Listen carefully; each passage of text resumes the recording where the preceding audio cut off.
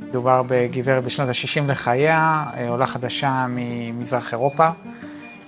מגיעה עם מה שנקרא DBS, Deep Brain Stimulation, אלקטרודות עומק לגריעה מוחית של המוח, על רקע מחלת הפרקינסון. היא הגיעה עם זיהום מאוד מתקדם של האלקטרודות הללו. במעקב, לאחר הוצאת האלקטרודות, המצב שלה הלך והידרדר באופן עקבי. חיפשנו אלטרנטיבות נוספות. אנחנו זכינו ברמב"ם להיות מרכז מוביל באמצעות מכשיר שנקרא פוקוס אולטרסאונד, מכשיר של חברת אינסייטק הישראלית. לאחרונה התבשרנו וקיבלנו את הדור החדש, אנחנו נעשה המרכז הראשון בעולם שעובד עם הדור החדש של אותו מכשיר. החלטנו לבצע פה פעולה לראשונה בארץ, ואני חושב שגם אפשר להגיד לראשונה בעולם כטיפול חמלה לחולי פרקינסון לאחר DBS.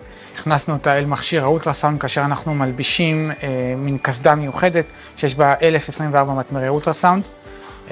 הפעולה קורית תחת ה-MRI משום שאנחנו באמצעות ה-MRI גם מזהים את המוקד שאותו אנחנו רוצים לצרוב וגם מאפשר לנטר בזמן אמת את הטמפרטורה וכך להימנע מחימום של אזורים לא רצויים ולאפשר לנו למקד את האנרגיה למקום הרצוי.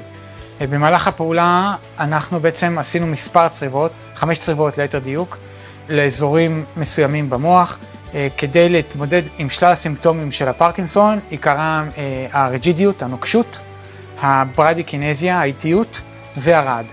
ולמעשה זו פריצת הדרך ובעצם החדשנות. אני שמח לבשר שהמטופלת לאחר הפעולה השתפרה פלאים.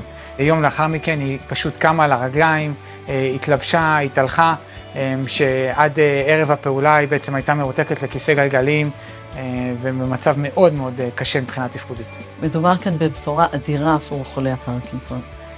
ועכשיו אנחנו יכולים להציע טיפול לא פולשני שלוקח שעתיים ובעצם מטפל בכל תסמיני הפרקינסון, באיטיות, בנוקשות, בתנועות הבלתי רצוניות. זה דבר אדיר. במקום לקחת תרופות רבות, במקום לעבור ניתוחים פולשניים, אפשר לעבור צריבה ובעצם להרגיש בריא.